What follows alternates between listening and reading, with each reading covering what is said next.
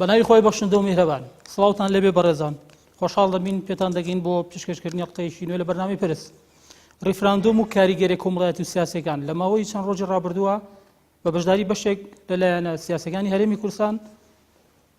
کۆبوونەوەی کراوە لە کۆبوونەوەیە وادەیەک یاخود ڕۆژێک بۆ ئەنجامدانی ڕیفراندۆم یان گشتپرسی لە هەرێمی کوردستان بڕیاری لەسەردراوە لە ئەنجامدا کاردانەوەی نێوخۆیی و نێودەوڵەتی و لە ئاسی جیهاندا هەندێک وڵات هاتنە دەنگ لەسەر و بارەوە ئێمەش دەمانوێت لەم بەرنامەدا لەسەر و بابەتە بدوێن ئایا ڕیفراندۆم و ڕاگەیاندنی وادەیەک لەم کاتەدا بەبێ ئەوەی ڕەچاوی سازانی نیشتیمانی بکرێت و بەبێ ئەوەی ڕەچاوی بارودۆخی پەرلەمانی کوردستان بکرێت تا چەند لە جێگەی خۆیەتی و سەرکەوتوو دەبێت بە بەشداری هەتێک لە بەڕێزان فەرهاد سەنگاوی پەرلەمانتار و هەروەها کاک بورهان ڕەشید پەرلەمانتاری پێشوە یاساناس کاک کاوژین عومەر بەرپرسی ناوەندی هەڵبژاردننی کۆمەڵی ئیسلامی سوپاسان دەگەین دەرفەتان بەبەخشن بە بەرنامەکە دەسپاسان کاک فەرهاد لە جەنابتەوە دەست پێکەم سەرەتا سوپاس دەگەین بە خێراتن دەگەین ئەمە خوێندنەوەی جەنابەت بۆ ئەو بابەتە دیاریکردنی وادەیەک بەبێ گەڕانەوە بۆ پەرلەمان و یاسایەکی تایبەت دەرکردنی سەبان یاسایەکی تایبەت بۆ بابەتە تا چەند خزمەت بە یەکڕزی نیشتیمانی دەکات سوپاس بۆ جەنابتانەوە بۆ بینەرانی بەڕێز من پێم وایە کە هەموو ئەم مەسەلانە داپۆشینی ئەزمەیەکە بە ئەزمەیەکی تر پێم وایە هەر لە ڕەگ و ڕیشەوە بڕۆیان بە چۆن بە پەرلەمان نەبووە تا لە نەوەتەکانە کە پەرلەمان دانرا بۆ یەکەم جار پێم وایە کە بۆ ینی ئەوەی بە ئینگلیزی پێڵێن ویندۆ دریسینگ یعنی جوانکاری یا ڕازانەوەی جامخانە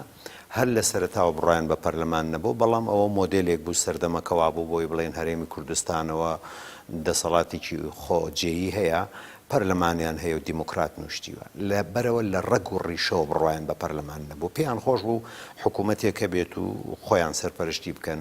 ئەو کاتە کە دانراتە ئێستش هەروایە بەڵامی ترەوە بە ملیان داهاتووە کە وەکو هەولێر ئەڵێ بە ملیان داهاتووە کە پەرلەمانێکەیە بۆیە پێم وایە ریفراندۆم و پەرلەمان و هەموو ئەم شتانە لە ڕاستیە باوەڕیان پێی نییە و تەنها جۆرێک لە ڕیکلام و خۆجوانکردن و ئەوانەیە و هیچی تر دانانی ئەو کاتە بۆ پەرلەمان بۆ هەڵبژاردن و ریفراندۆم پێم وایە دیسان ئەوانیش باوەڕیان پێی نەبووە و من بەڕاستی ئەوەنە باسی ڕیفراندۆم هەڵبژاردنم کردووە کە ئەمانە واقعی نییە و ڕاست نییە و جۆرێکە لە ڕیکلام و ئیستیهلاکی محلی ئەوەندەم باس کردووە خەریکە وەکو عقدەیەکی لێدێ لەلام چونکە تۆ لە 5-6 بەرنامە 10 بەرنامە هەر باسی هەمان بابەت بکەی وای لێدێ ئیتر قسەکانیشە دەبێ بە دووبارە چۆن بۆ بەقەناعەت لە ئاسی سیاسی نمونەیەکی بچووکت بۆ بێنمەوە من خۆم لە مەرکەزی قەرار و پەیوەندیەکان و بڕیاری سیاسی و ئەوانە نیم من لێرەوە ئەزانم ئەمە واقعی نییە و ئەزانم ئەوە ڕاست نییە قەناعەتم پێی نییە ئەوان خۆیان لە ناو ناوەندە نێودەوڵەتیەکانیان لە ناو پەیوەندی نێودەوڵەتیەکانان چۆن قەناعەتیان بەمە هەیە بۆ نمونە چی بڵێ بۆوانی کە قەناعەتیان پێێت من لە خوارەوە لە ناو خەڵک لە قیادە بە جۆرێک لە جۆرەکان دابش بوو شەقام دابش بوو کە جێگەی خۆشحاڵی نییە لە بابەتێکی واکە وای خۆشحاڵ ئەمە شتێکی نوێ نییە قیادەی کوردی شتێک ئەڵێت و باوەڕی پێی نییە ئەمە شتێکی نوێ نییە ینی بەردەوام چەندین جار باسی سەرکەوتن باسی دەوڵەت باسی ئۆتۆنۆمی باسی هەموو ئەو شتانیان کردووە نەکاتی بۆ نەباوەڕیشان پێی بووە حرەکەی کوردی بزوتنەوەی کوردایەتی بەداخەوە وابیریان کردوتەوە ئەچین لەو شاخە هەندێک تەقاکەین حکوومەتی عێراقی پێمانڵێت چیتانەوە ئێمە شەڵێنەوە هەندێک شتمانە دەنێ استراتیجەکەیان ئاوا بووە ئەوەی ئێمە تێگەیشتین لە پاش ماندووبوونێکی زۆر لە پاش خۆ بە قوربانکردنێکی زۆر تێگەیشتین قیادەی کوردی لە ئاستی ڕووداوەکانە نەبوون هیچی تێنەگەیشتون هیچیان نەزانیوە چونکە ڕووداوەکان وایان پێوتین بۆیە مەسلەی ئەم ڕیفراندۆمەش مەسلەی هەڵبژاردن و ڕیفراندۆم و دەوڵەتی کوردستان دیسان جۆرێکە لە ڕیکلام و جۆرێکە لە ئیستیهلاکی محلی و هیچی تر بەس واقعەکەی ئەمڕۆ هاتووتە ئاراوە جەنجێکی ڕووی ڕۆژهەڵاتی ناوەڕاست بە تایبەتی هەرێمی کوردستان و ناوچەکانی دەوروبەر بووەتەوانێ لە کاتێکە باز لە گۆڕانکاری جددی و ئەو وەکو جیۆپۆلیتیکی ناوچەکە گۆڕانکاری بەسەر بێت ینی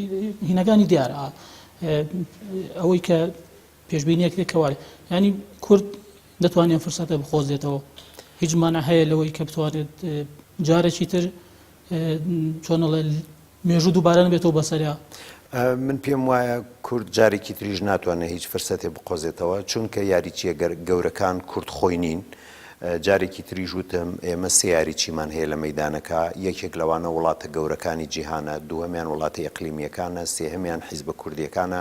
کە لە یاریچی احتیاتە چین هێشتا دانەبەزیون بۆ ناو یاری. ناوچەکە ناوچەیەکی گرنگ و استراتیجیە لە جیهانە کە پێوترێ ڕۆژهڵاتی ناوەڕاست. ئەم ناوچەیە کە ئێمەی تاین لە جەنگی جیهانی یەکەمەوە کە نەوت پەیدا بووە تا ئەمڕۆ خەڵکی قوربانی و کوشتەی نەوتن، نەک ئێمە دەوڵەتەکانی ناوچەکەش تەنانەت ئەوانەی کە پێوترێ وڵاتانی هەرێمی وەکو تورکیا و ئێران و ئەوانە لە حاڵەتی تایبەتیە کە ئەگاتە شوێنی خۆی وڵاتە گەورەکان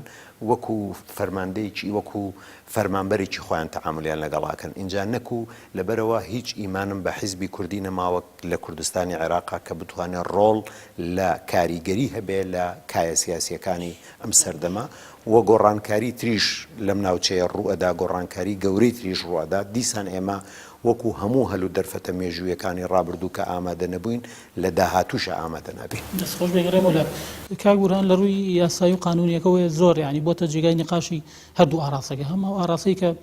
قەناعەتیان وایە کە ڕێفراندۆم ئەکرێ و بابەتێکە بە شێوەیە لە شێوەکان چوارچێوەی یاسایی و قانونی بۆ دەزراوەتەوە. لەبارەم بەرە ئەوانەی کە بڕایەن بە مۆزوعەکانیە کە دەڵێن دەبێت پەرلەمان سەرچاوەی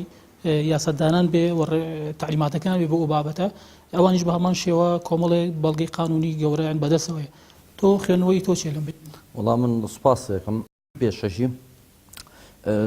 من نازانم لەگەڵ خەڵکیان هەبوو مقابلە لەگەڵ هەوە دکتۆرای لای خۆی لە قانونا هەیە و لەگەڵ چەنەها کادریانە ینی باسی کۆمەڵێ مبەڕیراتەکەن نەزەڕیات بۆ تۆ هێننەوە، ئەوانی دیفاعکەرین و ئەیانەوێ بڵێن پەرلەمانیش نەبێ ئەم ڕاپرسێت قانونیان جایزە بکرێ، ئەمانە ئیسینا دەکەنە سەر نەزەڕیات. لە کاتێکە ئەگەر نەس هەبێ ئیجتیهاد لە موریدی نەسا ناکرێت، تۆ نەسە هەیە حاڵەتەکانی تەنزیم کردووە، لەبەرەوەی ئیشەکەی ئەوان باتڵە کۆمەڵێ مبەڕیراتە هێننەوە بۆم ئیشی خۆیان. ئێمە لە هەرێمی کوردستانە سێ قانونمان هەیە، یەکێکیان قانونی ڕقەمێکی ساڵی 92 مادەی 56 قانونەکە کە سەلاحێتەکانی پەرلەمانی دیاری کردووە، پرسە چارە نووسازەکان کاری پەرلەمانە. بە هەمان شێوە کاتی خۆی کە پارتی پرۆژە یاسایشی بە مقابلی سەرۆکایەتی کۆمار بۆ یەکێتی تەقدیم کرد و نەیهێش پەرلەمان دەست بەکار بێ ساڵی 2005 تا خۆی مەشروعێکی بهێنا یاسای سەرۆکایەتی هەرێمی ژمارەیەکی ساڵی 2005. لە هەمان ساڵا بۆ دروستکردنی تەوازن قەراری ڕقەمێکی ساڵی 2005 دەرچوو. بەپێی قەراری ڕقەمێکی ساڵی 2005 تاکید کراوەتەوە پەرلەمان مەرجەئی پرسە سیاسی و چارە نووسازەکانی میلەتی کوردستانە. ئەمە لە ڕووی قانونیەوە و لە حاڵەتی سێهەم ئێمە دەستورمان نییە تا دیاری بکە بڵێ لەم حاڵەتانە وەک دەستوری وڵاتان ڕاپرسی ئەنجامە درێ لە فلانە بابەتە ئالێتەکەی وایە ئەبێ پەرلەمان تەبەنیکە، ئایا ئەبێ حکوومەت تەبەنیکە و بینێرێ بۆ پەرلەمان، ئایا حکوومەت بوو باشیرێنێرێ بۆ پەرلەمان و ئەو مەواضیعانە چیە تەحدیدی کە على سبيل الحصر یا على سبيل المثال بهێنێتەوە. ئێمە ئەم شتانەمان نییە، لەبەر ئەوە سەلاحیەتی کولی سەلاحیەتی پەرلەمانی کوردستانە بەداخەوە ئەمەی پارتی ئەیکا تەنها بۆ ئەوەیە ئیمارەتێک بۆ خۆیان دروستکەن و شانازی. تۆ قەناعەت وایە ڕفراندۆم لە پەرلەمان گەورەتر نییە؟ نەخێر بە هیچ شێوەیە ڕفراندۆم لە پەرلەمان سەربەخۆی لە پەرلەمان گەورەتر نییە؟ ئەمە ناکاتە سەربەخۆی ئەمەی ئەوانیانەیە بەدەستی بێنن. من بەڵام بانگەشەی ئەوە بەڵێ ببوورە کاک جەعقوب، من چی جۆرە سەربەخۆی یەک داوا بکەم کە خەڵک لەسەر فولایت و هۆڕینی سیارە بکوژێ مەحکەمە نەبێ خەڵک حەقی خۆی وەرگێ؟ ئەمە چی حکوومەتێکە؟ ئەمە چی جۆرە سەربەخۆیەکە؟ ئەم سەربەخۆی ئەوان ئەیفرۆشنەوە. بەڕاستی هەرێمی کوردستان ئەگەر سەربەخۆ بێ ئەبێ ئێمە سوود لە تەجروبەی وڵاتانی تر وەرگرین. ئەگەر سی تەجروبەی زمانی نادرشای ئێران بکەی، نادرشای ئەفشار سەفیری ڕووسی لە تاران حکمی بەسەر حکوومەتە کرد، زمانی ڕەزا پەهلەوی باوکی محەممەد ڕەزا شا بکەی سەفیری ئینگلیزی لە تاران حکمی بەسەر حکوومەتە کرد، لایەک بەدەست ڕووسەوە بوو، جنوب بەدەست ئینگلیزەکانەوە بوو. ئەگەر سەربەخۆی لەم حاڵەتی ئێستا بەدەست بێنرێت کە تۆ لەگەڵ سووریا تەواونی لەبەرەوەی بتەوێ و نەتەوێ ئەمڕۆ پارتی قیادەی مەلەفی سیاسەتی داخلی خارجی نەوتی هەموو شتەکان بە زۆرداری بێ بە فڕوفێڵ بێ بە خراپی لایەنەکانی تر بێ کۆمەڵی تەنازوێن بگوڵ هەمووی بەدەست ئەوەیە ئەمڕۆ ئەوەی قیادەی حکوومەت و مەلەفی خارجیەکە و ڕسمی سیاسەتی خارجیەکە و شتێکمان نییە ئێمە ناوی عملی سونئی قەراری سیاست بێ سونئی قەراری سیاسەتی خارجی بێ هەمووی بەدەست پارتیەوەیە ئێ پارتی نە لەگەڵ کوردی سووریا ڕێکە نە لەگەڵ سووریا ڕێکە گرێوی لەسەر سونەکانی عێراق و سونەکانی عێراق تێکشکاون خراپتریش لە مەودوات تێگەشتێن بەهۆی ئەم وەزعی ئەمڕۆ لە خەلیجا سەری هەڵاوە لەگەڵ شیعی عێراقا تەواو نییە لەگەڵ حکوومەتی عێراقا تەواو نییە لەگەڵ حکوومەتی ئێرانە تەواو نییە ئەو بەس لەگەڵ تورکیایە تەواوە ئەویش وەختی خۆی کتێبێکیان نووسی بوو یەکگەدەی نووسیە وەرەگرین ئەویش لەبەر خاتری نەوت و گازەکەی هەرێمی کوردستانە من قەناعەتی خۆم وایە ئەگەر تورکیا ئەو قودرەتەی هەبێ وەزعی ئیقلیمی و دەولی هاوکاری بکە بتوانێت حیمایەتی ئەو حکوومەتەکە ئەو دەوڵەتەکە کە دروستە بێ تورکیا دیفاعی لێیەکە و ئەگەر ئەمریکا و بەریتانیا و ئەڵمانیاش ناڕازی بن ئەگەر زەختێکی زۆری لێ نەکەن لە تورکیا و لە پارتی لەبەر ئەوەی چی ئەبێ لە ڕسمیاتە دەوڵەتێکە بێ بەڵام لە ڕووی واقعیەوە محافەزەیەکە بێ سەر بە تورکیا لە ڕووی واقعیەوە زۆر باز لەوە کرێ زۆر باز لەوە کرێ کە دروستبوونی دەوڵەت جاری وایە زۆربەی ئەگەر بگەڕێنەوە بۆ مێژوو زۆربەی دیکتاتۆرەکان بوونەتە ئەنجامی دروستکردنی دەوڵەتێک و تایسێژ ئەو دەوڵەتە وجودیان ماوە ئەمە تا چۆن ئەو عەسرە بەسەر چوو واقعیە بۆ ئەو عەسرە بەسەر چوو ئەمە زمانی جەنەڕاڵ فرانکۆی ئیسپانیا نییە ئەوەی بەسەر ئیسپانیا هاو لە زمانی ئەوە یاخۆ بەسەر هیچ وڵاتە نیە ئەمە زمانی بەلتەزاری پورتوگال نییە ئەمە زمانی مەشایخی خلیج نییە لە شەستەکان و حەفتاکانە لەبەر کۆمەڵێ نەوت و لەبەر ئەوەی قوتێکی اقتصادی دەوڵەتێ دروست نەبێت دروستیکەن ظروفی دەولی طبیعەتی قوانینی دەولی طبیعەتی علاقاتی دەولی ئەمڕۆ گۆڕاوە جا من پێشتر نەدێشەوەت بۆ تەواوکەم لە دنیاە پەرلەمان یەکەم ئەمە بێچەن و چوونە بڕیاری ڕاپرسیەیە تۆ ئەگەریت ئەمڕۆی ئەعلانی ڕاپرسیەکەی چی لە مەناطقی متەنازعەکەی ناوچە جێناکۆکەکان ئەگەر لەویاش ڕاپرسیەکەیت کاکە ئێمە لەبەر چاومانە 36 ساڵە نەتەوە یەکگرتوەکانی UN ناوبژیوانی نێوان بەرەی پۆلیساریۆ و حکوومەتی مەغریبەکە لەسەر مۆزوعی سەحرای غەربی تا ئێستا نەگەیشتوتە نەتیجە بە 36 ساڵ ئەوە دەیەها زیاد لە 10 ساڵە مۆزوعی ناکۆرنۆ کەرەباخ و نەخچەوان و کەڵبەجار و ئەڵەگەزێ لە بینی ئەرمینیا و ئازربەیجانە نەگەیشتوتە نەتیجە تۆ چۆن مەسیری مەناطقی متەنازعەیەک لای یەکەیتەوە ئەگەر ڕاپرسیەکەی لەو منتیقانە تۆ لە جیاتیەوەی ئەگەر ئەمانە سیاسین کە من قەناعەتم وایە قیادەی هەرێمی کوردستان سیاسی نییە لە ئەلفوبی سیاسی نازانێم لەگەر ڕێزمە بۆیان من بە تەرشیرکردن و بێحورمەتیکردنەوە ناڵێم بەڵام تۆ دیقەت بە ئەگەر تۆ لە جوغرافیایەکی جیۆپۆلیتیکیشی مغلقە بتەوێت دەوڵەت دروستکەی سێ چوار دەوڵەت لەسەر سنوورەکانە بێ ئەبێ علاقەتێکی متەوازنی سیاسی اقتصادی تیجاری دروستکەی تۆ بەبێەوەی ئالێتی بدۆزیتەوە بۆ مەناطقی متەنازعە یەیت حکوومەتی شیعە لە عێراق ئەکەیتە دوژمنی خۆت عەرەب هەمووی لە عێراق ئاکەیتە دوژمنی خۆت ئەبێتەوەی بۆ 50 ساڵی تر بۆ 100 ساڵی تر ئێمە علاقەتێکی خراپمان لەگەڵا هەبێ ئێرانیش کە متحالیفە لەگەڵیانە سووریاش ئێمە علاقاتی خراپمان لەگەڵ ئەوانە هەبێ لەبەرەوە ئەبێت تورکیا چی وت بڵێن ئەمرەکەی بەسەر چاو لەبەر ئەوە ئەمە ئیشێکی عاقڵانە نییە ببوورە کاک یاعقوب ئەکرا لە ڕێی ئەنجومەنی پارێزگای کەرکووکەوە لە بەرەوەی تا ئێستا بە قانونی بریمەر حکومەکرێ ئەنجومەنی پارێزگای کەرکووک بەپی مادەکانی 220 بۆ 225 دەستوری عێراقی ئالیەت دیاری کراوە ڕاپرسی کردایە بەهاتایەتە سەر هەرێمی کوردستان یا ئالیەتی دووهەم قەیچێکە پەرلەمان کاراکە مۆڵێم مادەم تۆ ناتوانانی مادەی 140 جێبەجێەکەی شەقی مالیەکەی لێ دەرچێ باقی شەق و بەرگەکانی تری خۆم جێبەجێەکەم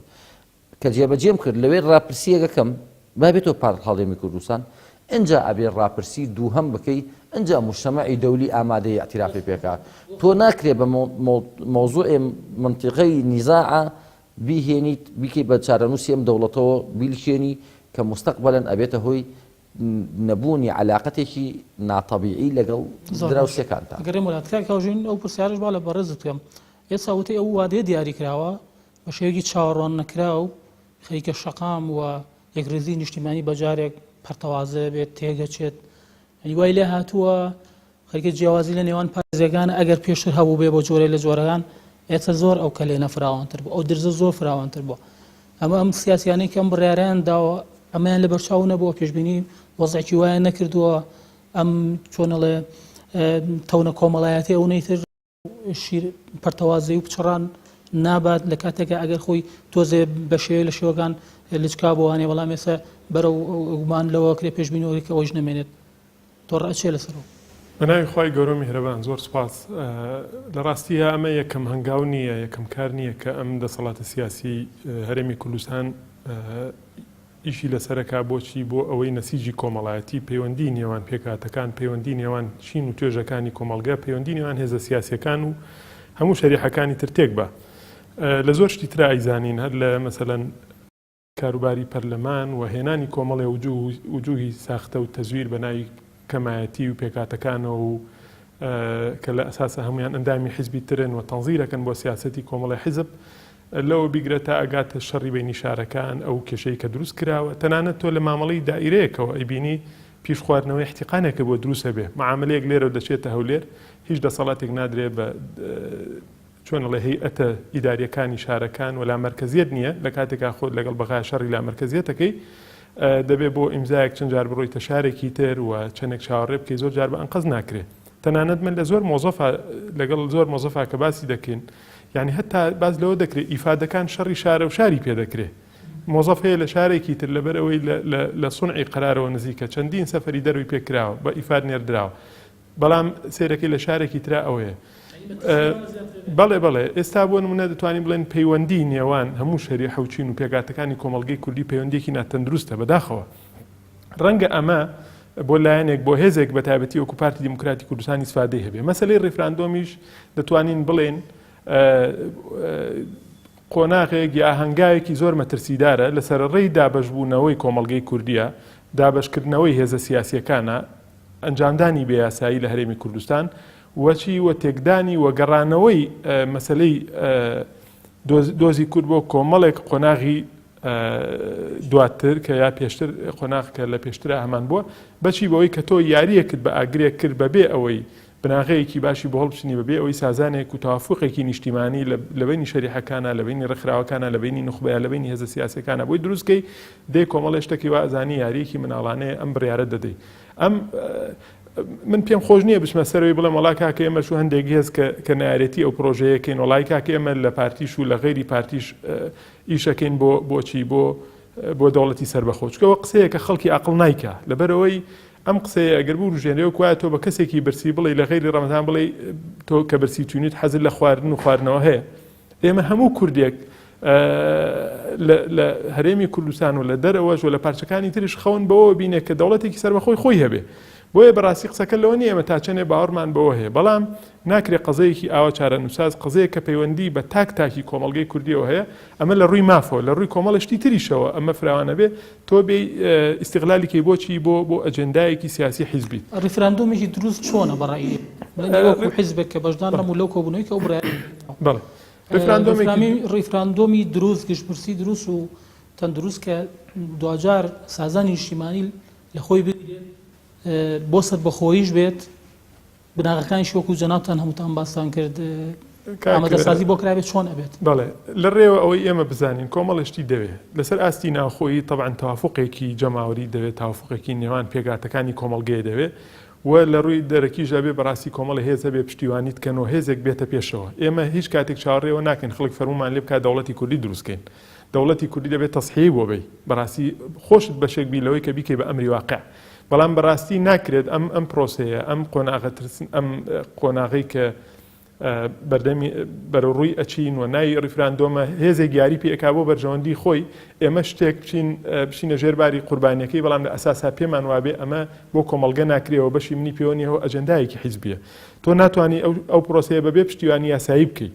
یعنی هەرەوە ناکە ئەمە تعدایە بۆ سەر یاسا کارپێکراوەکانی هەرێمی کوردستان بە تایبەتیش مؤسسەیەکی وەکو پەرلەمان تۆ یاسات هەیە بۆ قەدەغەکردنی جگەرەکێشان دانراوە لە پەرلەمانی کوردستان لە شوێنە گشتیەکانە معقول لە جگەرەکێشان یاسایی بوێ بەڵام ڕیفراندۆم یاسایی نەوێ لە کاتێکا لە مانگی نوێی 2015 هەر فراکسیۆنی پارتی خۆیان ڕژنووسێکیان هێناوە بۆ ڕیفراندۆم لێ باشە تۆ احترام لە هەنگاوەکەی پێشووی خۆ بگرە باشە لە ساڵی 92 بە بڕیاری فیدراڵێتە درێ لە هەرێمی کوردستان پێم وایە یعنی قەیناکە سەربەخۆیی گرنگترە ڕیفراندۆم گرنگترە یا بڕیاردانی سیستمی فیدراڵی لە هەرێم خۆ یاساکان کاکە یاساکان خۆ ئەوەی کاکە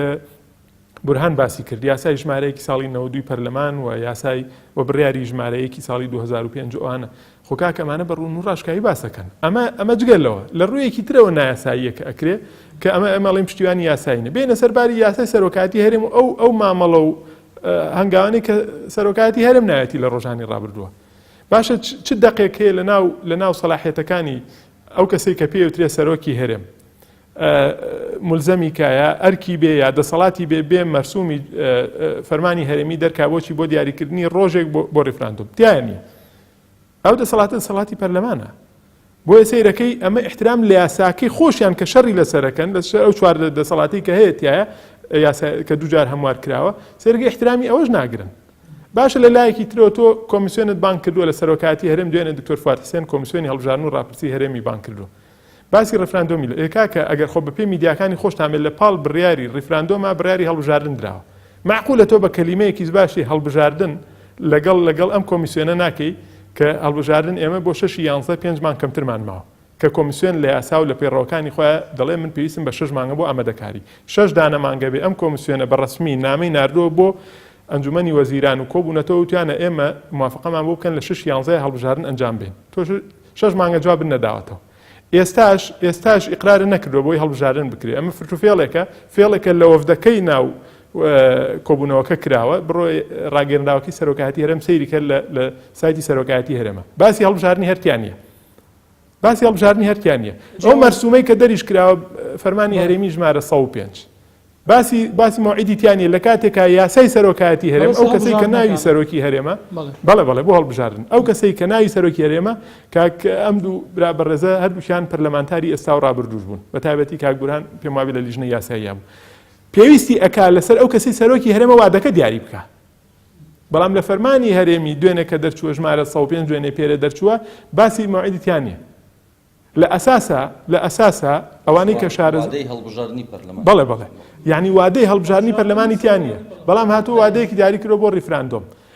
خاڵێکی تر بەڕێزان بڕۆ سەیری یاساکانی یاسا و پەیڕەوەکانی تایبەت بە کۆمیسیۆنی هەڵبژاردن و ڕاپرسی هەرێم کە کۆمەڵێشتی تیامە لە ڕێوە ئەقڵ پێمانەڵێ ئەم شتە مستەحیلە لە تۆ ینی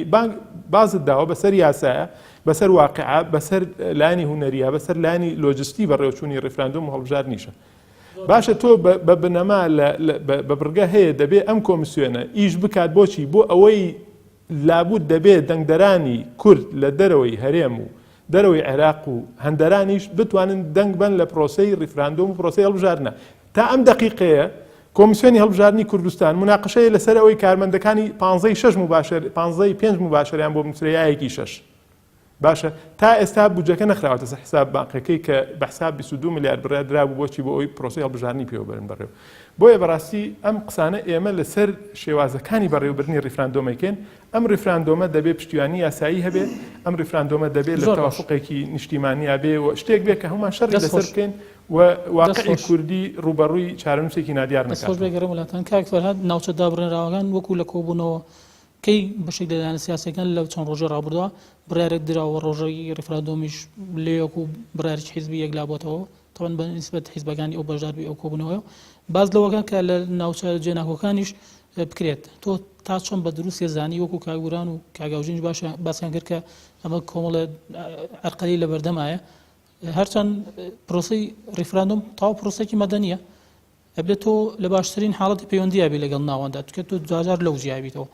بەڵام ێستا زۆر بە پێچەوانە و پەیوەندەکان لەگەڵ ناوەند پێما بێت هەموو کاتێت گرفتی زیاترە بەوەی دروستبوونی حەشی شعبی و نزیک بوونەوە ناوچە جێناکۆکان و کشانەوەی داعشیش و بەرکۆتایەتنی داعش ئەمەوێت لەسەرەوە سەرنجت بزانم ئەو ناوچانە یعنی هەروە پرۆسەیەوە دواتر پاشەکشە ناکرێت تەنها ڕیفراندۆمەکە لە سێپارێزیاکەی خۆمان کرێت. من دیارە ڕای خۆمەڵێم یعنی تێگەیشتن و لێکدانەوەی خۆمەڵێم من پێم وایە ئەم هەرێمە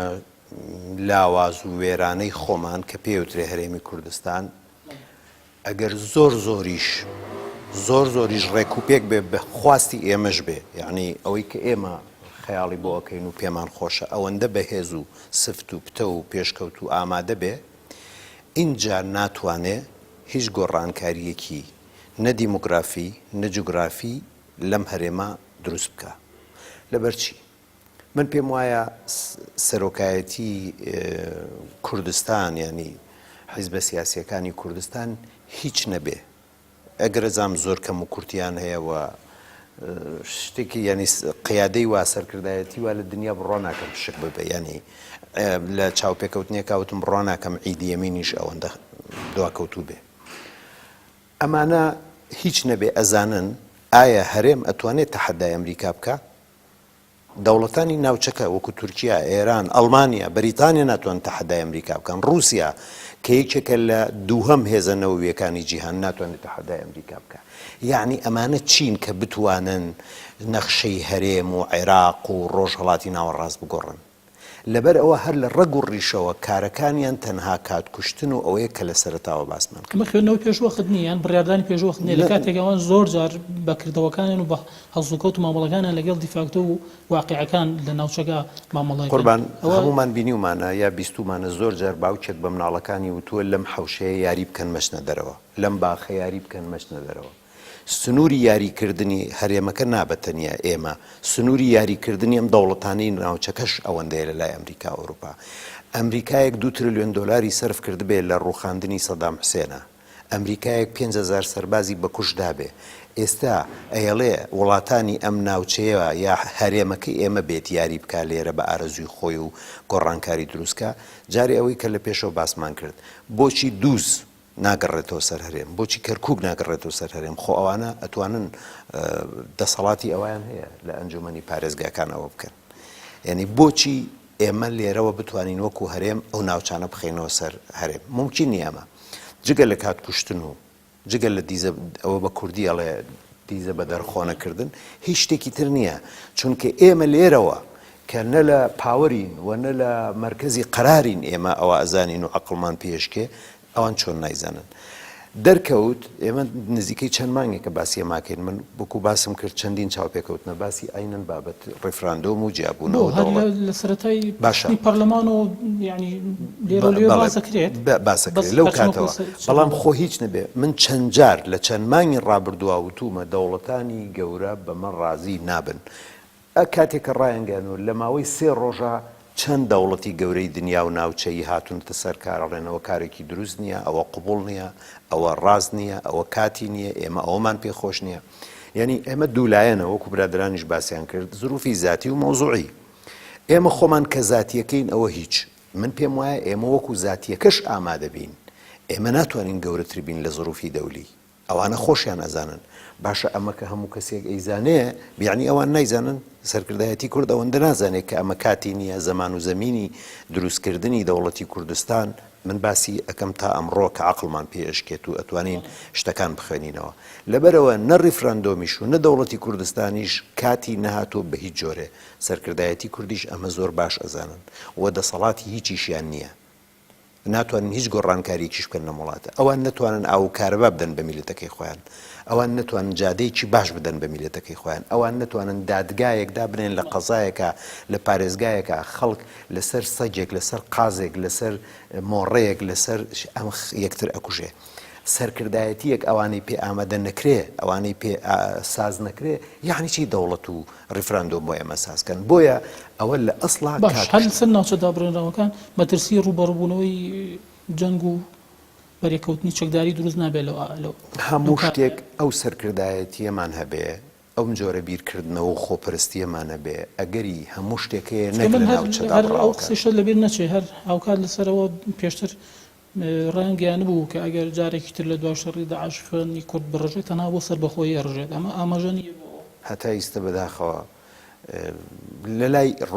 لای ڕۆڵەی ئەم وڵاتە خوێنی کورد هەمیشە ڕژاوە بۆ سەربەخۆی و بۆ ئازادی لە لای ڕۆڵەکانی گەلی کورد بەڵام لە لای سەرکردایەتی کوردوانە بووە و هەموو ئەگەرێک بخوێنەرەوە نەک لە کەرکووک و ناوچە من خۆم خەڵکی ناوچەدا بڕاوەکانم نەک لە کەرکووک و دووز و خانەقین و شنگار ئەگەری هەموو کارە ساتێک لە سلێمانی و هەولێر و پێنجۆنیش بخوێنەرەوە چونکە تۆ 5 ملیۆن ئینسان بەم هەموو پێویستیەوە 5 ملیۆن ئینسان بەم هەموو وردەکاریەوە کە ژیانی تازە پێویستێتی تۆ خەمی لێ نەخۆی چۆن ئەگەری کارە سات نییە حیزبە سیاسیەکان کەم تەرخە من لەو بابەتایە بەتایبەتی من بەسمەوەی شێتی پارتیە و پارتی دیموکراتی کوردستان کە هەڵگیری ئەو بابەتەیە بە جۆرێک لە جۆرەکان یعنی ئاراسەیەکی دروست کردووە واتە بەشێک لە هێزەکان ئیتر بەخوایش بێ بەخۆشی بیان بە زۆر بیان لە هەشتێک بێت بۆ ئاراسای ئەڕۆن ئەگەر نا بە دڵیشیان بێ بەشێکی تریش پەرێزی ئەو بابەتن ئەوانی کە هێزی زۆریان هەیە هێزی چەکداریان هەیە بڕیاریان لە دەستایە ئەوانەی کە مێژوویەکی دوور و درێژیان بە حەق و بە ناحەق لە پشتەوەیە ئەوانەی کە دەسەڵاتیان هەیە بێگومانەوەوانە بەرپرسی یەکەمن یەکەم و دووەم و دوایش دێتە سەر تەنانەت مناڵێکی ئەم وڵاتەش بەرپرسیارەتی ڕەنگە لەسەر بێ ینی بە تایبەتیەوانی کە گەورن من و تۆ و هەموو ئێمە کە دەسەڵاتیشمان نیە لەو مەسەلانە بەرپرسیارەتیمان لەسرە هەروەکو چۆن هێتلەر بەتەنیا تاوانەکانی جەنگی لەسەر نییە هەموو باوکو دایکێکی ئەڵمانیش کە مناڵەکانیان وەکو ڕۆبۆت پەروەردە کرد بوو یا بە قسەی هێتلەریان نەکرد هەموو کەسێک لە وڵاتە تاوانی لەسەر شانەیە گۆڕانکاری حیزبی سیاسی بەڵام حیزبێکی سیاسی کێ دەسەڵاتی زۆرترە تۆ حەزەکەی من باسی یەکێتی و پارتیکەم بەڵێ پارتی ئێسەکەی لە ئێمە بەڵێ قوربان پارتی و یەکێتی بەرپرسی یەکەمن لە هەر گۆڕانکاریەکی خراپ لە هەر ڕووداوێکی خراپ لە وڵاتە ببێ چونکە ئەوان دەسەڵاتیان بەدەستەوەی ئەوان پاوەر و پارەیان بەدەستەوەیە ئەوە ئاشکرایە ینی ئەگەر تۆ حەزەکەی من بیڵێم من زۆرم پێوتون حەزەکەی دەجاری تریش پیانەڵێمەوە ئەوان بەرپرسی یەکەمن تاوانباری یەکەمن لە هەر کەم و کورتێک لەم وڵاتە ڕووبدا بەردێک لە ئاسمان بکەوێتە خوارەوە لە بەرەوەی ئەوان دەسەڵاتیان هەیە ئەوان بەرپرسن بەڵام هەموو ئەوانی تریش بە جۆرەی توانا و کات و شوێنی خۆیان بەرپرسیارەتیان لەسەر شانە بەڵام بەرپرسی یەکەم ئەوانن و تاوانباری یەکەم خۆش کاک بورهان لەسەر مەسەلەی ئەو کۆمسیۆنی کە دامەزراوە کۆمسیۆنی هەڵبژاردن و ڕاپرسی لە هەرێمی کوردستان ئێستا ئەوان کەوتنەتە واقعێکەوە پێچێت هەرچەند لە پێنج شێزی سەرەکی پێکهاتون بە ڕێژەی ئەندامیان لەو کۆمسیۆنی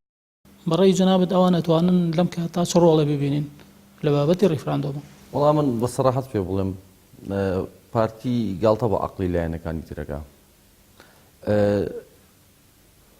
ساڵی 2009 چەند مانگێکی ماوە بۆ ئینتیخابات 5 کورسی کەمەنەتەوەکانی کرد بە 11 یاسای نەوتوگازی بەو شێوە کە ویستی تێیپەڕان لەسەر ئەوە کاک عوسمان بانیمارانی وەختی خۆی مەسئولی فراکسیۆنی سەوز بوو لابرا ئێستا کە کۆمیسیۆنێکی دروست کردووە ئەگە کۆمیسیۆن بێ بەڕاستی ئەبێت جوابی سەرۆکایەتی هەرێم باتەوە فەرمانی سەرۆکایەتەکەی بڵێ ئەمە سەلاحیەتی تۆ نییە من کاتی خۆی ڕئیسی نەقابی محامین بووم کتابی ڕئیس وزەرای ئەم منتیقەیەم بۆ هاتووە وەڵام ماوەتۆتومە من ئەمە سەلاحیەتی تۆ نییە تۆ ئەمر بەسەر منا بکەی کۆمیسیۆن نییە دوای ئەوە ئەم حیزبە سیاسیانە چوار حیزبەکەی تر هەموو تاوانەکە لە ملی پارتی نییە هەچ کەسەوە پێی حەجمی خۆی تاوانی هەیە لە یەکێتی لە گۆڕان لە کۆمەڵ لە یەکگرتوو پشکی تاوانی یەکێتی و یەکگرتوو لە هەمووان زیاترە لەبەر ئەگەر ئەوان چەند وەختە ڕازی نەبوونایە پەرلەمان پەکخرێ وەزع بەم شێوەیە ناگەی موچەی خەڵک بەم شێوەیە ناگەی ئێستا کەس ناپرسێتەوە بای چەندێن نەوت فرۆشتووە چەند بەرمیلی فرۆشتووە ئەوتە بە چەند بە کێت داوە ئەم قەرزانە هی کێ ئەمە 27 ملیار دلار قەرزاری بۆ قەرزارم لە چیا سەرفێ کردووە تاوانباری یەکەم ئەو لایەنانن کە لە حکوومەتەکان ماونەتەوە و ئەشەدوبیلای بۆ کێشن ئەم مۆزوعی ڕاپرسێ تاوانباری یەکەم کۆمیسیۆنەکە ڕەدی نایەتەوە بڵێ کاک مەسعود ئەمە سەلاحیەتی تۆ نییە گۆڕان و کۆمەڵی ئیسلامی تاوانبارن کە پێشتر نەچوون لە بەغاڵ دادگای دەستوری شکاتکەن بڵێن ئەم پیاوە شەرعەتی تەواو بووە ئەم پیاوە ئینقیلابی کردووە بەسەر دەسەڵاتە لەم وڵاتە ئینقیلابی بەسەر دیموکراتی کردووە حکوومەتێکی ئیستیبدادی چەوسێنەر ئەبا بەڕێوە کە ئەگەر بیان توانێت ئەو قەرارەیان دەرکردایە چەنەها مادە مادەی 329 330 مادەی 195 و 196 ئێستاش توانن بیکەن بەڵام کۆمەڵی ئەندام پەرلەمانیان هەیە ئەم چەند پێم وا بە ئیشکراوە لەسەر پەککەوتنی پەرلەمانی کوردستان دوای چی دوای 2 ساڵ کۆمەڵی ئەندام پەرلەمانیان هەیە معاشێکی زەخم وەرەگرن بە جیزەی ئەلامی گەورەیان هەیە ئەی کاکە یا ئەترسیت یا ئەوتان نەزانی ئەقڵە پێی ناشێ بچی ئەوە بکەی ئێستا ئەو قەرارەی ناشەرعی بوونی کاک مەسعود دەرکردایە نەیەک وەزیری خارجیە هاو بەلای نەوەکو بە پرۆتۆکۆڵی پێشوازیان نەکرد وەک پێویست نە ئێسەی توانی فەرمانی هەرێمی دەرکا تاوەکو دەوڵەتێکی بنەماڵەی بۆ بنەماڵەکەی خۆی دروستکە ئەمە ئێستا گوزەرێ ئەوەیە خەڵکێکی یانێ خەڵک شەرمەزارکەن لەگەڵ سربەخۆیانی کاکە کەس بەقەدەر ئێمە لەگەڵ سربەخۆییان نییە بەڵام سربەخۆیی چی من سربەخۆیەکمە حکمی قانون بێ حکمی مؤسسات دەبێ ئەگەر جەنابێ ئەتەیەبی بە مەلیکیە وڵاتە من یەکەم کەسم بۆ ئیمزاکەم بە شەرتێ مەلیکێکی عادل و حەکیم بی وەکو مەلیکی ئەردەن کەنان نییە بیخۆن بڕۆ 4 سەعات لە ترانزیتی مەتار ڕابی بە زۆر پاسپۆرتەکە و لێ وەرەگرن بە ئازێت نەکێشی ڤیزە و لێن ئەو بنە ڤیزەی لێن و ئەو بنە ئوتێلەوە نان و خواردن و خۆشتن و هەموو شتێکی بەلاش تێنە تۆ لە زیافەتی مەلیکای چۆنە بێ لە مەتار بمێنی تۆ ئەگە پاشایەکی لەو شێوەیە عادل و حەکیمە من بۆی ئیمزاکەم خەتای لایەنە سیاسیەکانە بە تایبەتی من نازام دوێنێ برادرانی یەکێتی و یەکگرت و خاڵێکی ڕەشە لەگەڵ ڕێزمان لە مێژووی خۆیانە تۆماریان کردووە حەجمی ئینتیخاباتیشیان دابەزێ و من دڵنیاتەکەم ئەگەر ڕاپرسیشکەن ئینتیخاباتی پەرلەمانی کوردستان ناکەن زروفێکی تاریخی بەڵێ زروفێکی بەڵێ بەڵێ بۆچی خستوێتێ دوای باشە تۆ بۆ پرسیار بۆ پرسیار ناکەی بۆ لە یەک ڕۆژانیە بۆ ئەو پێشتر نەخرا بۆ پرسیار ناکەی هەڵبژاردننی پەرلەمانی چی بکەین کە ئێمە پەرلەمانەکەڵی دوکانی شتی قاچاقی فرۆشۆدا و خستۆ ئێستا پارتی بە هەموو شێوەیە لایەنەکانی تری دەستەمۆ کردووە بەڕاستی خەتای پارتی نییە ئەمەی دوێنێ گوزەراوە خەتای یەکگرتووی ئیسلامی و یەکێتی نیشتیمانی کوردستان و من دڵنیام کۆمەڵی سەرکردەی دڵسۆزیانەیە بۆ یەکێتی بۆ وەزع ناڕازین و کادری چاچیانەیە وەزابتی چاچیانەیە باشترین خەڵکی وڵاتەیان هەیە بەڵام بەدەست قیادەکەیانەوە گیریان خواردووە کە ئەم مجازەفاتانەیان پێیەکە کە بەم شێوێ بەرەو ئەو تونێڵە تاریکە مستەقبەل ئەم حیزبا بە ئەمەی ئەمانە کردویانە ئەوە خۆیان بیریان کردایەتەوە چی کۆمیسیۆن چی یەکێتی و یەکگرتوو کە دوێنێ لەو کۆبوونەوە بوون چی کۆمیسیۆن هەڵبژاردن لەکوێی دنیا کاک یاعقوب انتخابات و ڕاپرسی کراوە بەبێ ئیحسا بەبێ داتا لەکوێی دنیایە لەکوێی دنیا من لە پەرلەمانی کوردستان وەختی خۆی لیژنەمان دروست کرد بۆ عەدەدی ناخبین بە هەزارەها کەس ژنی هێناوەیە تەلاقیاوە خانەی نەقڵ کردو نەکوژێنراوەتەوە خەڵک مردوو نەکوژێنراوەتەوە خەڵکی تایە لە مەناطقی دەرەوەی هەرێم خەڵکێکی تایە خەڵکی دەرەوەی عێراقا هەوێ و جنسی ئیراوەتێ من ئەوراقم لایە لیژنەی ناوچەی یەکێ لە لیژنەی ناوچەکان کتابەکاڵێ هەوێ و شتمن بمە هەوێ عێراقی بنێ یعنی من ساڵی 2012 لەگەڵ کۆمەڵی مدیری دەوائیرە بە حکمی لە پەرلەمان بووم و لە لیژنەی یاسا بووم راپۆرتێکم بۆ ڕەحمەتی کاک نەوشیروان ئامادەکرە وەختە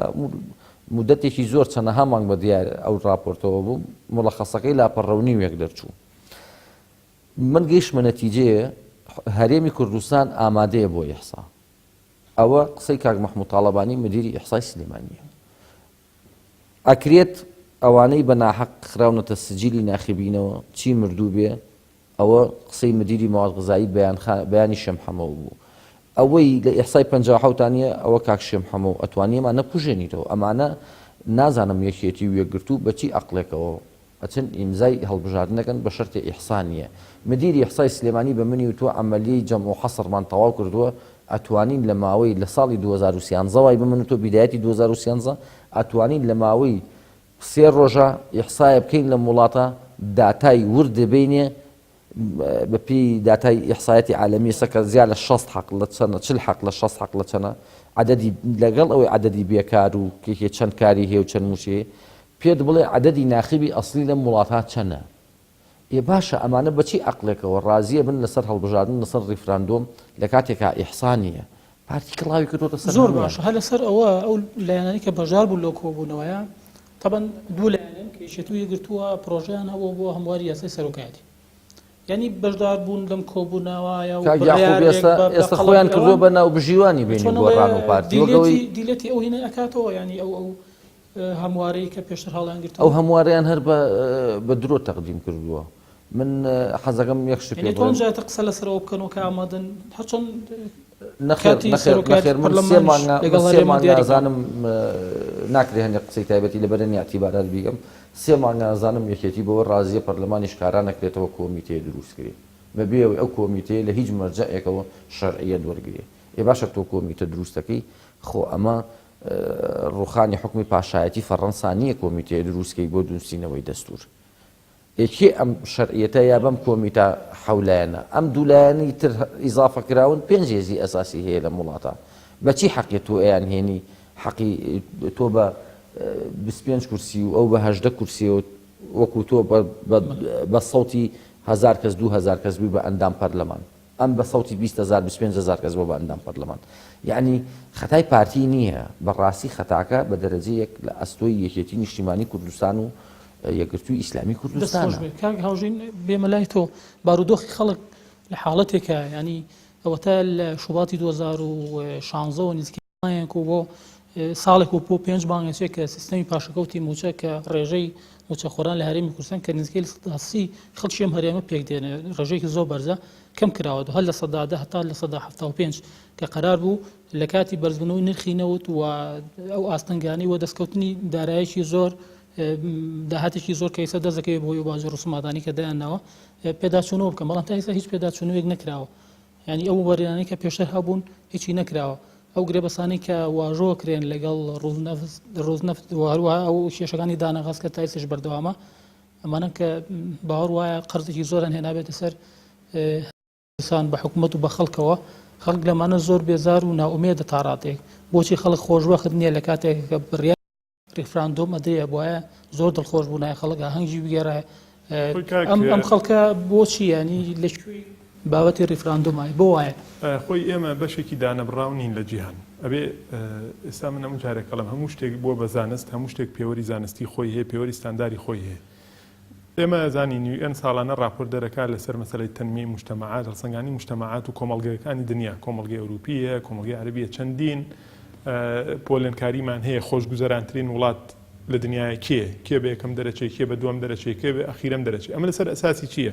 لەسەر ئەساسی کۆمەڵی پێوەرە تۆ ناتوانانی بڵێ من کەسێکی چاکم لە ئەساسا پێوەرە چاکەکانتیانە بێ من پێت بڵێم کەسێکی خراپی لە ئەساسا تۆ چۆنەڵێ پێوەرە خراپەکانتیانە بێ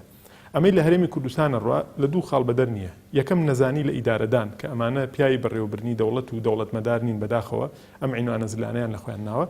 کە ئەمە ئەلحەمدولیلا خۆشیان ئێستا دانی پیانن بەڵام خاڵی دووەمە کە ئێستا ئەمان ڕەنگە دانی پیانەنن بە مدەیەکی تر خەڵکێکی چۆنەڵێ حەقبێژیان بێ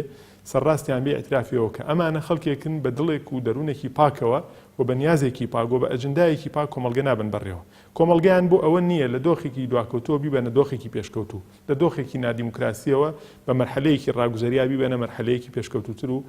واقعەیەکی سیاسی ستانداری جیهانی ئەمانە کۆمەڵی خەڵکن بۆمانەوە نەهاتوون تا ئێستا لە کۆمەڵگەی ئێمەیە دەسەڵاتداران و بڕیار بەدەستان شەڕیانە لەسەر ئەرزە تیجارەکانی دەرەوەی شەستی و ناو شەستی ئەمە تەفسیرێکی بۆ بکە ئەمانە عەقڵی خێڵەکین عەقڵی خێڵەکی شەڕ لەسەر ئەرز و ئاو و لەسەر ئەم شتانە دەکا بۆ نمونە سەرۆکایەتی هەرێم من تەحەدا دەکەم لەو کۆبوونەوە گەورەترین کۆبوونەوەی ڕۆژی گەورەترین سوکاتی بە کاکۆسرت ڕەسوڵ کراوە کێ ئەزانێ کاکۆسرت جێگری سەرۆکی هەرێمە ناوکەیان لێ بەس لەبەرەوەی حزوریە بۆ بە ئامادەبوونی جێگری سەرۆکی هەرێم تۆ ئەم دەستگایانە تێوەکو خێڵ چۆن خێڵێکگیە شەڕێکی عەشاری لەسەر دۆنمێ ئەرز ئەوەکە کۆمەڵی دەستگا دێر تاپۆ کراوە منتیقەت هەیە شارت هەیە تاپۆ کراوە جێگری سەرۆکی هەرێم نەخێر من شخصی خۆم کادرێکی سیاسیم و لە هەموو شتێکە متابعاتمان هەیە ئەو برا بەڕێزانش کە پەرلەمانتارن کەسایەتی گشتین وە لە سلکی بەرزترە ئیشیان کردووە من تەحەداکەم هەستیان بۆ کردبێ ڕۆژێ لە ڕۆژان چۆنەڵێ ئاسەواری جێگری سەرۆکبوونی کاکۆسرت بە واقعی سیاسی فەرمانڕەوایی هەرێمەوە دەکەوت جارێک ڕێگیریان لێکرد قسەکە لێرە چییە ئەم هەرێمی کوردستانە وەکو حاڵەتێک وە وڵاتێک هەیە وڵاتێکی دواکەوتوو دیکتاتۆر کە ئینقیلابی سەربازی تیا ڕوودەدا ماوەیەکی زۆر گروپێک بە بەکارهێنانی هێز بە حکمی ئیسtisناءات و حکمی تاری ئەو وڵاتە ئەبەن بەڕێوە ئێستا کوردستان وای لێ هاتووە بۆچیش ئامانجی سەرەکی دیارە کاکە ئامانجی سەرەکی بنەماڵەیەکت هەیە کۆمەڵێ بنەماڵە زۆر جار من ئەڵێم بنەماڵی تاڵەبانیش بەڕاستی ئێستا ئەمە دەزانین بنەماڵی بارزانی چێوێ بەس من لە ماڵباتی تاڵەبانیش تێ ناگەم دوو کەسیان دژایەتی پرۆژەکانی پارتیەکەن دوو کەسی تریان سەرخەری پرۆژەکانی پارتین بۆ من ناتوانم ئقرار بۆ بکەم یا سوورەیەکی وازەحم باتێ بۆچی یەکێکی وەکو کاگلاوری شێخ جەنگی بە ئاشکرا سیاسەت و هەتا مؤسسەکانی لە دژی سیاسەتەکانی پارتی ئیشەکە بەڵام کاقوبات یەکێک لەو کەسانە ئیشەکە بۆچی بۆ تەمریری ئەجەنداکانی پارتی دیموکراتی کوردستان قسەکە لەوەی ئەم هەرێمی کوردستانە کاک یاعقوب ئەم هەرێمی کوردستانە بە شێوەیەکی نەزانانە و بەنیەتێکی خراپ بێ بەڕێوە و هەمووی بە ئاراستەیە کە برێ ئەم هەموو شتە بۆ چیە بوو ئەوەی بنەماڵێک لە دەسەڵات تا بمێنێتەوە هێزێک کە باوەڕی بە شەراکەتی سیاسی نییە هێزێک کە لە تەریخیا ئەوە نەی خیانەتی کردو ئەوە خزمەتی نیشتیمانی نەکردووە کە ئێستا مزایەتی دەوڵەتداریمان پێکا خۆ ئێمە ئەگەر دژایەتی ڕفراندۆمیشکەین خۆسیوەکی ئابمان نەکردووە کاکە دژایەتیکردنی ڕیفراندۆمێکی پژنەبەستوو بە یاسا بە قەناعەتی خەڵک کە دوور نییە ئەکرێ یا نەکرێ تاوانی گەورەترە یا هێنانی دەبابە بۆ دروستکردنی بالانسێکی سیاسی ناتەندروست لە دوای نەوشەشەوە کە کوردستان تا ئەم دەقیقەیەش باجی ئەوە دەدا بۆیە بەڕاستی ئەمەی لە کوردستانە گوزارێ ئەمەنە دەوڵەتداریە دەوڵەتداری بەوە دەست پێ ناکە کە تۆ ڕیفراندۆمێک بکەیت بە بنیانانی کۆمەڵی موسساتی شەرعی ئینتیمای نیشتیمانی ئابووری بەهێز سربەخۆکردنی دادگاکان ئەمانە هەنگاون بەرەوەی تۆ بچی دەسەڵاتێکی ئەوە بکەی ینی دەوڵەت لە دنیای بۆ خزمەتی بەشەرەکانە هەموو شتێک تەنانەت دینەکانیش من وەکو کارکتەرێکی ئیسلامی پێتەڵم مەقاسیدی شەرعیمان هەیە 5 کەلیمەمان هەیە هەر شتێک دین ئەگەر ئەمریشی پێ نەکردبوو لە خزمەتی ئەو 5 جانبەی حیاتی بەشەریە بێ ئەوە تەشریعە ئەوە کار پێکراوە مەرج نییە تۆ هەر شتێک ئیلان نەهی لێکراوێ بڵێ من نایکەم یا بە ئەمرێک پێوترابێ بیکە لەبەروی مەسلحەتی بەشەری تایە زۆر شت هەیە دەقی لەسەر نییە ئەقلی بەشەریە گاتەوەی کە ئەمە ئیسپادەی ئینسانیەتی تایە ناکرێ ئێمە دەوڵەتێ دروست بکەین ئەنجامەکەی بریتی بێ لە چی ئەنجامەکەی بریتی بێ لەوەی وەکو ئەو دەوڵەتانەی کە لە ناوڕاستی سەدەی ڕابردووە دروست بوون ئەو وڵاتانەی کە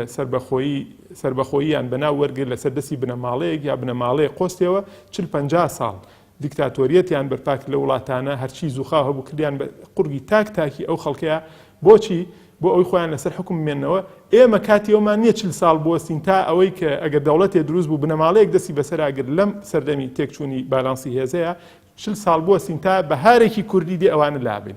من ئەگەر ئەم دۆخەم پێ چارەسەر نەکرێ خۆ ئەتوانم دەستی ئەو دیکتاتۆرانە ماژ نەکەم خۆ ئەتوانم لانی کەم کاریگەریم لەسەر بە قسەکانم لەسەر هەزاران کەسە بێ بۆچی بۆ ئەوەی کە ئەو سەحوەی ئێستا لە سلێمانی دەوروبەری زۆرێک لە ناوچەکانی کوردستانە دروست بێ کە خەڵک گەیشتۆتە مستەوایەک باوەڕی بەوە نییە کابرا قوتەکەی لە خەتەرە تۆ چی باسی دەوڵەتی بۆکەی ئێمە حادیسەیەکمانەیە لە سەردەمی شۆڕشی فەڕەنسیا باسێکن مەلیکە ئەلیزابێت خەڵک لە برسا مزاهرەیە کرد پێم وابێ مەلیکە ئەلیزابێت بۆ کاک بۆ ناچن بسکیت خۆن کەنانتان نییە دەوڵەتی کوردی ئێمە کۆمەڵی ئەقلێتی تایە ئەمە ئەقلێتانەمە نازانێت چ سەردەمێکە هەن کابرا 41 ساڵ پێش ئێستا احترامەن بۆ هەر کەسێک کە لە شۆڕشا خەباتی کردبێ شۆڕشی گوڵان 41 ساڵ پێش ئێستا کراوە لە منتیقەیەکی بچووکە 41 ساڵ پێش ئێستا ئەو شۆڕشەی ناو شۆڕشی پێشکەوتنخوازی گوڵان احترامەن بۆ هەر کەسێ دەستی هەر کەسێ ماچەکەم ڕۆژێ لە ڕۆژان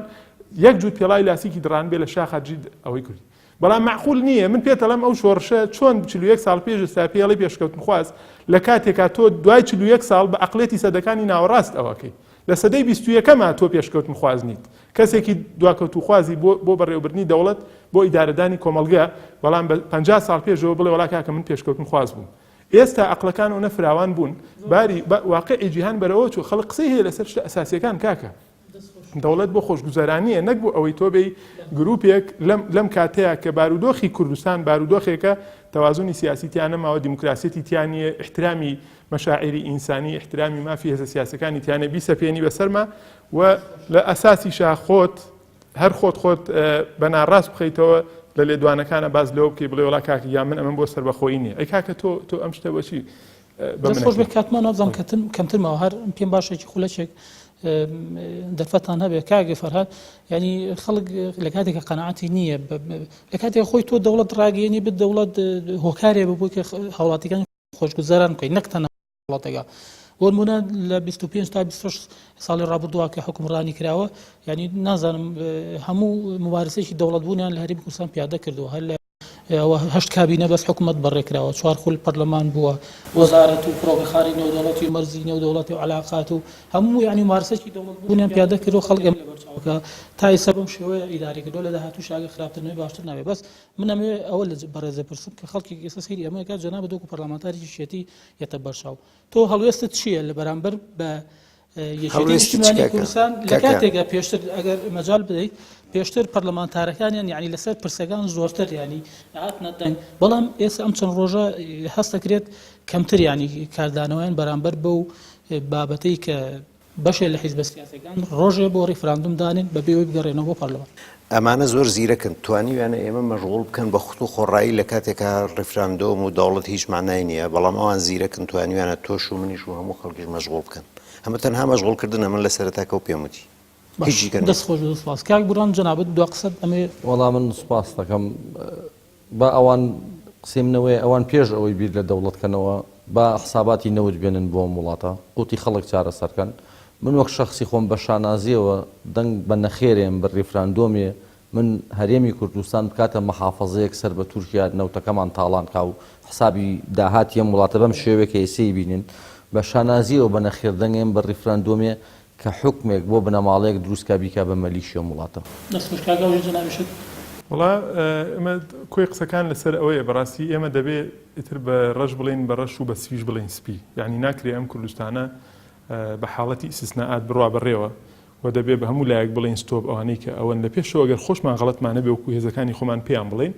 و بەڕاستیش هیچ بنەمایەک نەماوە و هیچ مبەڕێرێک نەماوە بۆ ئەوەی کۆمەڵێ وەزع کە ئێمە 26 ساڵە ئەم وەزع بە ناوی ئیسtisnaات و بە ناوی ساوایی دموکراسیەتەوە هێناومانە درێژەی پێبین لە کۆریای باشوور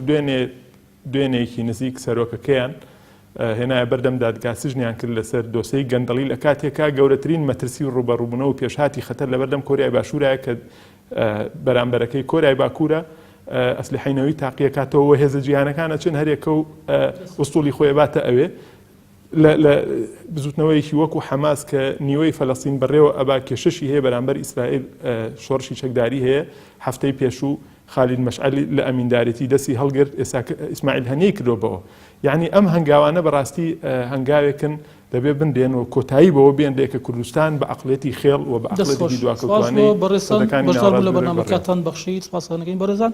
بەم شێوەیەش دێنە کۆتایی ئەم پرۆگرامە کە تایبەت و لەسەر ڕیفراندۆم بۆ کاریگەری کۆمەڵایەتی و سیاسیەکانی لە هەرێمی کوردستان تا دەرفەت و بەرنامەی تر بەخوای گەورەتان نسپێرین هاتان لەگەڵ.